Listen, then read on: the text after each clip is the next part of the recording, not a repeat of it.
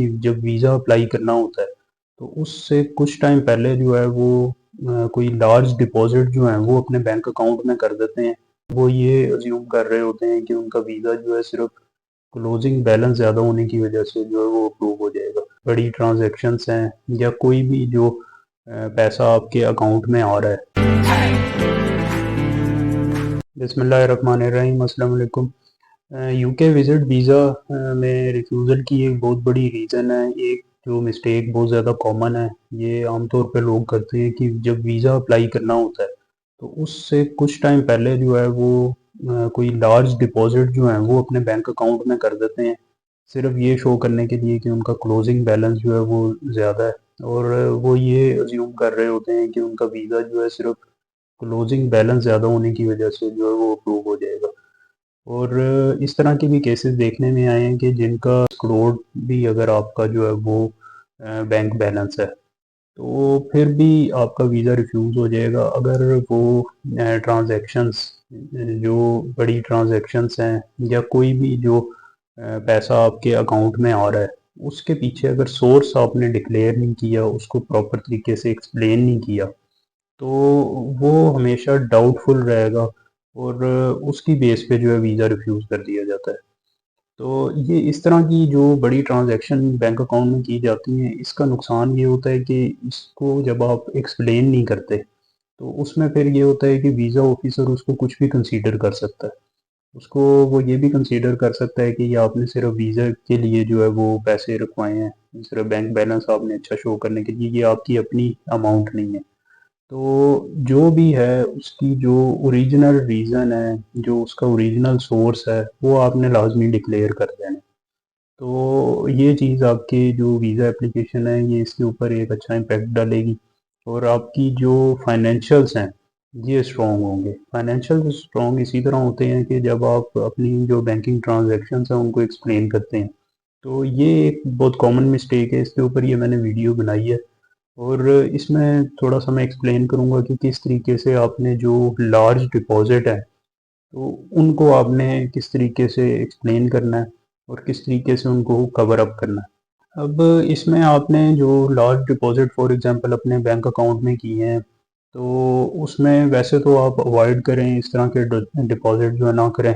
जो आपकी original source of income है, जैसे आप जॉब है, तो उसकी जो सैलरी आ रही है, उसको आप बीच में शो करें। उसके अलावा अगर आपका कोई और सोर्स ऑफ इनकम है, वहाँ से अगर आपकी इनकम आ रही है तो आप उसको शो करें। अचानक से जो पैसे आते हैं, उनको आप बीच में ना लेके आएँ अकाउंट के। ये आपकी जो बैंक स्टेटमेंट है इसको ख़राब करते हैं, आपके फाइनेंशियल्स को वीक कर देते हैं। अब फ़र्ज़ करें इस तरह के डिपॉज़िट आपके बैंक अकाउंट में आ गए हैं, तो अब ये नहीं कि आपका वीज़ा अप्लाई नहीं हो सकता, उसका एक्सप्लेनेशन होनी चाहिए, उसकी जस्टिफ़िकेशन आपने देनी है। अब वो जस्टिफ़िकेशन किस तरीके से आप अपनी बैंक की जो ट्रांज़ैक्शंस हैं, उनको एक्सप्लेन करें। हर ट्रांज़ैक्शन को आप एक्सप्लेन करें कि ये पैसे ये सैलरी के आ रहे हैं, ये पैसे जो हैं ये मैंने प्लॉट सेल किया था उसके आ रहे हैं, ये पैसे जो हैं ये मैंने जो है वो किसी से पैसे लिए हैं, उधार लिए हैं, उधर से आ रहे हैं। जो भी उसकी रीज़न है और उसके पीछे जो उसका डॉक्यूमेंट्री एविडेंस है वो लाज़मी अटैच करें, वो बहुत इम्पोर्टेंट है। उसके बगैर जो आपकी स्टेटमेंट जो है उसकी कोई इम्पोर्टेंस नहीं होगी। अब इसमें जो बड़ी ट्रांज़ैक्शंस हैं, उनको आप हाइलाइट करें, उनको एक्सप्लेन करें, उनके पीछे रीज़न दें, उनके पीछे एविडेंसेस दें।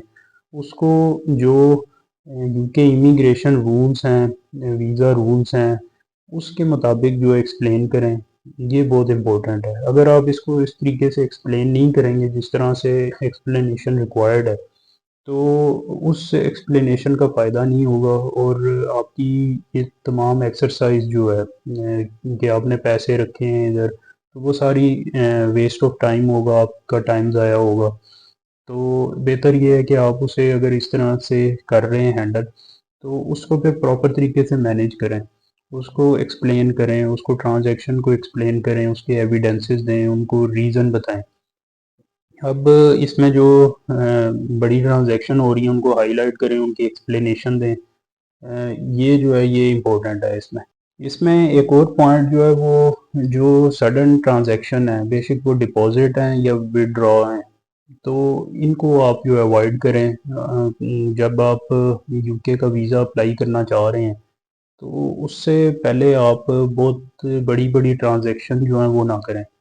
जो आपकी जो बैंक स्टेटमेंट जिस तरीके से नेचुरल चल रही है उसको उसी तरीके से लेके चलें। उसमें सिर्फ आप जो आपकी इनकम है, जो ओरिजिनल इनकम है जिसका आप सोर्स डिक्लेयर कर रहे हैं, जिसके कोई डॉक्यूमेंट्री एविडेंस मौजूद है, सिर्फ वो ट्रांजैक्शन जो है वो बीच में डिपॉजिट आए।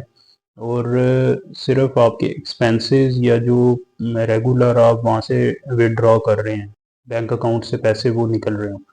अगर आप बहुत हैवी किस्म की ट्रांजैक्शन जो हैं अचानक से बीच में डिपॉजिट करेंगे और वहाँ से विड्रॉ लेंगे, तो उससे जो है वो फिर आपको एक्सप्लेनेशन उनकी करनी पड़ेंगी, वो एक डिफ़िकल्ट टास्क होगा। और उसमें ये होगा कि फिर आपको एविडेंसेस भी रिक्वायर्ड होंगे और बहुत सारी इस तरह की ट्रांजैक्शन होती हैं उसके फिर एविडेंसेस वगैरह नहीं होते, तो वो फिर आपकी फाइनेंशियल्स जो हैं उनके ऊपर एक सवालिया निशान आ जाता है, वो वीक फाइनेंशियल्स रह जाते हैं। और जो भी फाइनेंशियल्स आप एक्सप्लेन नहीं करेंगे तो उनको वीज़ा ऑफिसर खुद से कुछ भी अज्यूम कर सकता है और उसके ऊपर जो है वो रिफ्यूज़ल का डिसीजन दे देगा। तो बेहतर ये है कि आप कोई भी ट्रांज़ैक्शन जो है वो अनएक्सप्लेन्ड ना छोड़ें। जो भी ट्रांज़ैक्शन हो उसको एक्सप्लेन करें, प्रॉपर तरीके से एक्सप्लेन करें, उसकी रीज़न दें कि ये क्यों करनी पड़ी, उसके पीछे एविडेंस जो है वो आप प्रोवाइड करें। अगर आप जो आपकी ओरिजिनल बैंक स्टेटमेंट है, उसको उसी तरीके से एक्सप्लेन करेंगे तो आपके फाइनेंशियल्स कभी भी वीक नहीं रहेंगे। इसमें मेरी एडवाइस ये है कि आपकी जो ओरिजिनल प्रोफाइल है, ओरिजिनल आपके फाइनेंशियल्स हैं, ओरिजिनल आपका सोर्स ऑफ इनकम है, उसी को आप एक्सप्लेन करें। वही पैसे आपके बैंक अकाउंट में आ रहे हों, जो आपके एक्सपेंसेस हैं वहाँ से आप मैनेज कर रहे, वो वहाँ से विड्रॉ हो रहे हैं। तो उनको, क्योंकि उनका एविडेंस आपके पास मौजूद होता है, तो उन्हें आप उसी तरीके से एक्सप्लेन करें।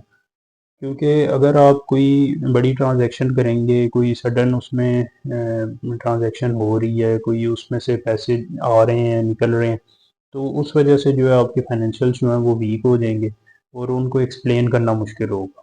तो आप इसमें जो आपकी ओरिजिनल प्रोफाइल है उसके मुताबिक ही इसमें ट्रांजैक्शन करें। कोई आपको इसमें जो है वो सिर्फ बैंक बैलेंस इम्प्रूव करने के लिए हैवी अमाउंट जो है वो डिपॉज़िट करने की ज़रूरत नहीं है। उससे आपकी फाइनेंशियल जो है वो वीक होंगे और बिला वजह आपका केस जो है वो डाउटफुल होगा।